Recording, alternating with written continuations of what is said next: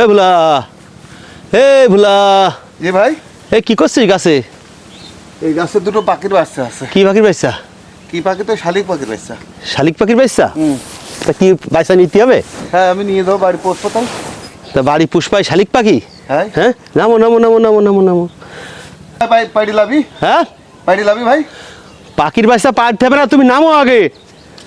আম্বু নামো নামো, আস্তে আস্তে নামো, আস্তে আস্তে নামো। ওই তো মাশাআল্লাহ। কোন শোনো, ওই লুঙ্গি খোলো। মেলা কষ্ট হয়ে গেছে না, আপনি লাভাই দিলেন। শোনো, তুমি এই যে পাখির বাচ্চা পাট তুলতেছ ওই গাছের মধ্যে, এই যে মা পাখিটা বাচ্চা ডিম দিয়েছে, বাচ্চা দিয়েছে, তা দিয়ে কত মহব্বতের সাথে বাচ্চাদেরকে পালতেছে। এখন তুমি যদি ওই পাখির বাচ্চাগুলি নিয়ে বাসায় নিয়ে পালো, তাহলে কি ওর মা শান্তি পাবে? কষ্ট পাবে না? তা তো পাবে। তোমাকে যদি নিয়ে কেউ খাঁচার মধ্যে আটকায় রাখে, তা তোমার কেমন লাগবে? কষ্ট লাগবে। কষ্ট লাগবে না? তোমার মার কেমন লাগবে? আরও বেশি কষ্ট লাগবে না? তা তুমি ওই বাচ্চাদেরকে নিয়ে তুমি খাঁচার মধ্যে আটকে রাখবা, এটা ঠিক না।